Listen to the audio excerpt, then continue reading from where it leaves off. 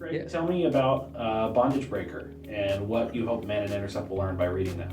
Yeah. So when we go through the basic training class where we talk about a concept called tempting voice identification, and TVI can actually be seem like it's very, I'm the boss, I'm in control, there's nothing more beyond me, I decide, it's all in my own power.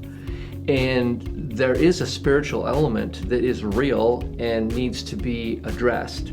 And so Bondage Breaker is one of the first books that I actually read way early on in my own process, and it helped me understand that there is a spiritual world out there that does affect temptation, it does affect my desires, it affects lots of different things that are going on. One of the most important things was to be aware of it, but then as Neil Anderson says in his book, he says that just because it's there, it doesn't necessarily mean you need to focus all your energy on it.